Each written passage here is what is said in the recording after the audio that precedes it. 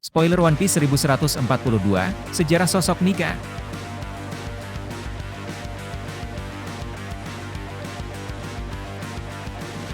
Spoiler untuk manga One Piece Chapter 1142 menghadirkan petunjuk bahwa sosok Nika memang menjadi sosok yang ditakuti.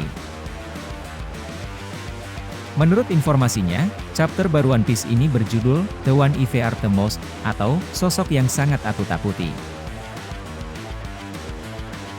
Momen sendiri diawali oleh kemunculan sesosok ular yang sangat besar bernama Jormungandr.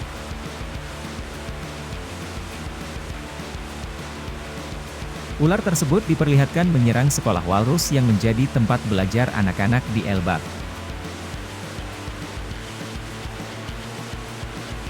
Namun, kepala sekolah dan juga Saul berhasil untuk melindungi para murid dengan menghentikan serangan ular tersebut. Meskipun begitu, situasi lain yang tidak kalah mengerikan kemudian muncul. Dalam hal ini, para anak-anak tersebut justru berjalan tanpa sadar menuju ke arah pantai. Mereka menuruti arah yang muncul dari penunjuk arah ciptaan Arrow Fruit milik Gunko.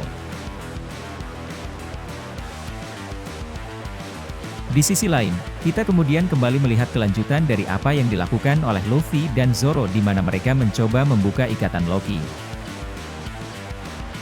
Sebelumnya, Hajrudin dan yang lain sudah berusaha untuk menghentikan upaya Luffy tetapi hal itu terlambat.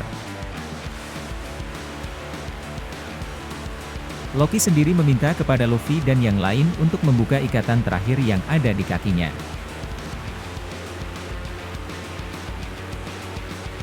Namun, dia mengingatkan bahwa meskipun dalam keadaan terikat seperti itu dia mampu untuk menghancurkan seluruh Elbap. Loki kemudian membuktikan hal tersebut dengan menyerang pohon Mustika Adam dengan senjata Ragnir miliknya. Serangan dari Loki tersebut mengakibatkan munculnya sebuah petir besar yang menyerang pohon tersebut dan berakibat munculnya api. Momen kemudian kembali ke Walrus School di mana hal mengerikan lainnya kemudian muncul.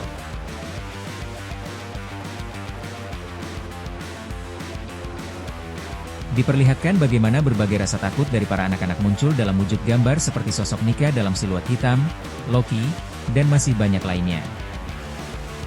Sosok asisten wakil kepala sekolah dan juga petugas perpustakaan, Ange, kemudian mengingat jika dia pernah meminta para murid untuk menggambar ketakutan terbesar mereka. Kemudian, diperlihatkan bagaimana para Holy Knight hanya terdiam dan melihat kejadian tersebut dengan seksama. Somber sendiri kemudian bertanya kepada Gunko tentang siapa sosok yang dia paling takuti.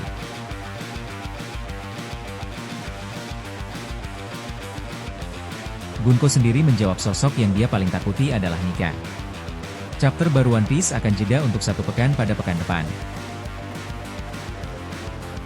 Chapter 1142 menghadirkan sebuah petunjuk menarik mengenai Holy Knight yang seolah memperkuat spekulasi atau teori yang pernah dibahas sebelumnya. Menurut teori tersebut, selain kelompok Holy Knight kemungkinan berasal dari perwakilan 19 kerajaan, terdapat petunjuk jika Holy Knight sudah jadi bagian dari sejarah dunia memunculkan kemungkinan para anggota Holy Knight tersebut berasal dari masa lalu. Para Holy Knight bisa jadi adalah ksatria atau sosok pilihan dari Im yang sudah sejak lama menjadi bagian dari World Government. Seperti yang sering muncul dalam spekulasi para fans, jika Im berasal dari 800 tahun yang lalu. Dia adalah sosok yang berasal dari era yang sama dengan Jaiba. Bagaimana kemudian Im dan 20 kerajaan lain berhasil mengalahkan Ancient Kingdom atau kerajaan kuno memang masih jadi misteri. Namun, mungkin, Im memanfaatkan para ksatria Holy Knight tersebut.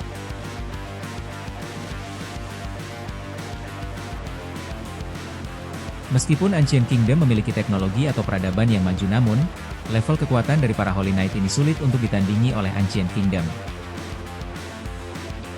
Inilah yang kemudian jadi alasan mengapa aliansi 20 kerajaan berhasil mengalahkan Ancient Kingdom meskipun mereka tidak memiliki kekuatan atau teknologi yang modern.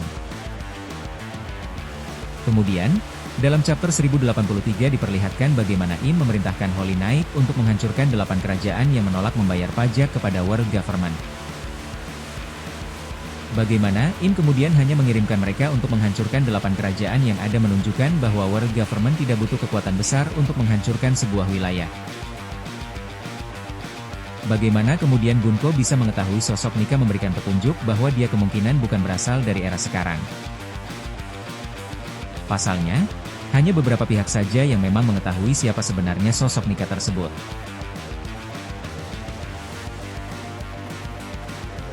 Kemungkinan lainnya adalah Gunko mengetahui Nika dari literasi yang dia ketahui, atau bisa juga Gunko memiliki masa lalu yang memang berkaitan dengan Nika, seperti halnya Jewelry Bonnie. Kemudian, satu hal menarik lainnya dari chapter ini yang berkaitan dengan Nika adalah bagaimana anak-anak menghadirkan Nika menjadi seseorang yang mereka anggap sangat menakutkan. Padahal, selama ini Nika seringkali dianggap sebagai seseorang yang banyak menolong dan memberikan bantuan kebebasan kepada banyak pihak.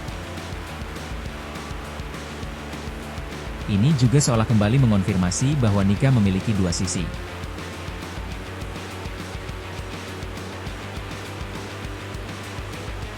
Petunjuk mengenai hal ini sebenarnya sudah muncul sejak awal arc Elbap, di mana diketahui bahwa ada sosok Nika yang diyakini sebagai pembawa kebebasan, kebahagiaan, dan kejujuran, serta ada juga yang meyakini jika sosok Nika sebagai pembawa kehancuran.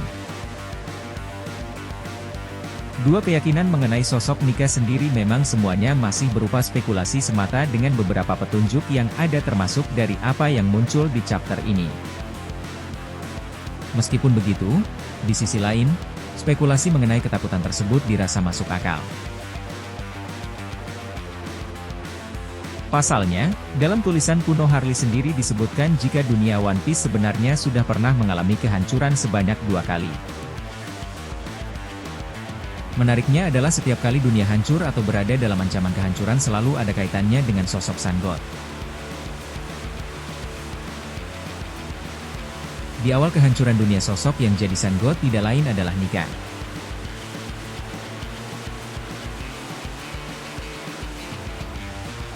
Pada kehancuran dunia kedua, nama yang menanggung titel Nika adalah Jaibal.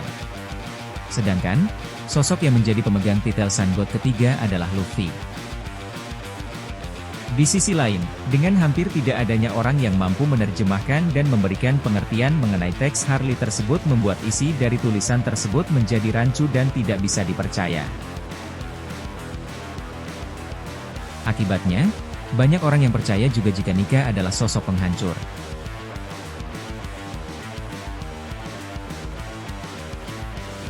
Arigatou gozaimasu.